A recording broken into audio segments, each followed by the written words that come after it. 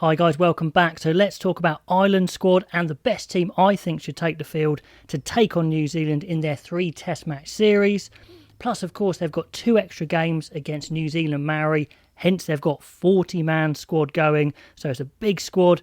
And if you're not in this squad, you're going to be disappointed when it's that many. And there are a couple. Let's go through the 5 uncapped players in this 40-man squad. Kieran Frawley, someone we've known a little bit about. He's 24 years old and he can play all over the back line. Particularly what's interesting for me is his ability to play inside centre and give that playmaker ability that maybe they haven't quite had.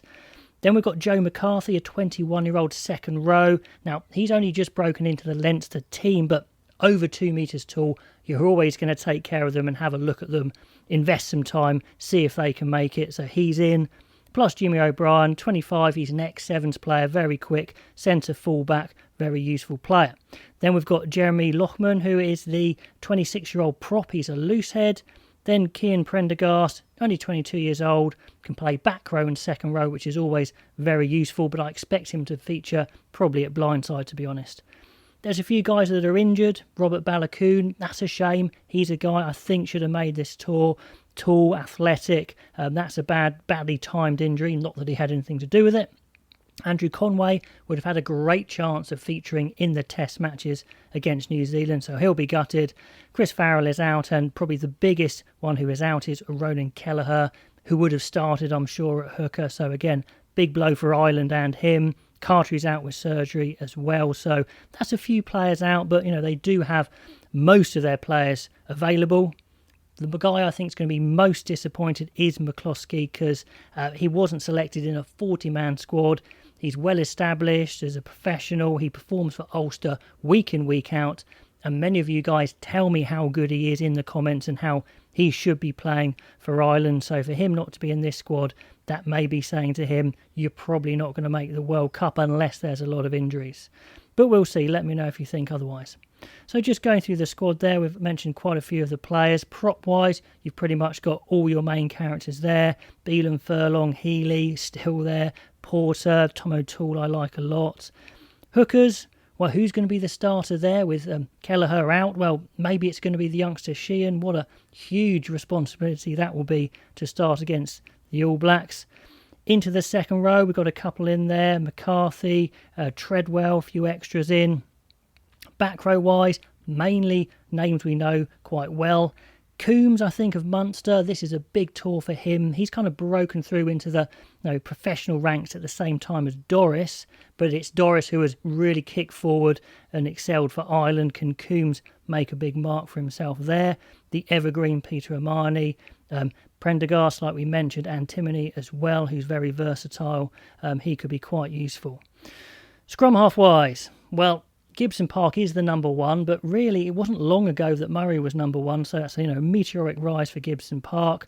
And then Casey in there as well, chasing them both. And Casey and Murray give 2 very different sort of scrum halves, so there's plenty of options there for Farrell to pick from. Fly half, of course, we've got the evergreen Sexton. Carberry's going to be obviously the number 2, and it's Harry Byrne who is the number 3. So a clear pecking order. Harry Byrne, a slightly younger player. I don't know if he will feature against the All Blacks. I think it would take probably an injury to do so. Into the centres, Aki we know all about. Frawley I mentioned is a very versatile player, but I put him there. I think he's down largely as a centre. We will see.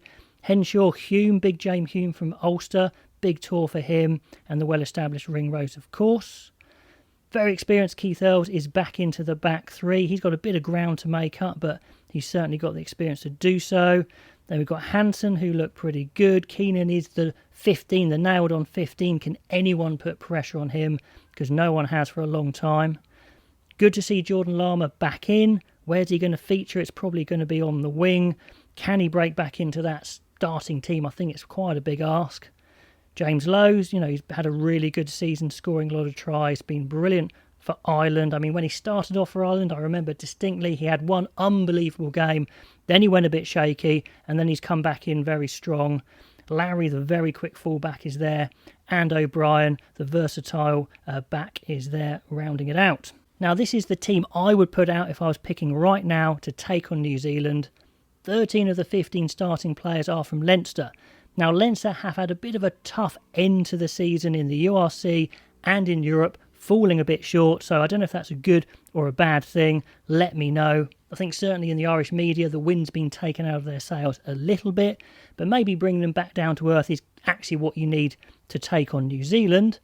Although, of course, New Zealand, plenty of their media have been saying we're not sure this squad is as good as it has been in the past either, so probably both sides are a little bit nervous going into this series. That's what makes it so exciting. All up for grabs. So front row, Porter, Sheehan and Furlong. I think the Leinster guys take it there.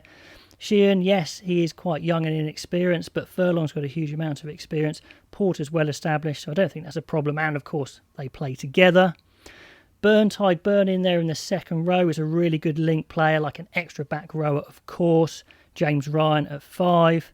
Then I don't think you can separate the back row of Doris, Van der Fleer and Conan. I think that is definitely the nailed-on best back row by miles. Doris having a particularly good season and Van der Fleer probably even better, to be honest. Gibson, Park and Sexton, pretty obvious. Sexton as the captain. In the centres, well, is it Aki? Is it Henshaw? Well, I think Henshaw takes it. From when I watched this year, I think Henshaw's been looking really, really good. So Henshaw and Ringrose are the centres. Aki incredibly close. If they did want to change it up, then Frawley is that option, but that would be a massive call. Maybe they try Frawley at 12 in that first game against New Zealand. Marry. Back three, I'm going to go with the experience there of Earls coming back into the team. Lowe's definitely your try-scoring threat on the left wing, and Keenan your really silky all-rounder at fullback.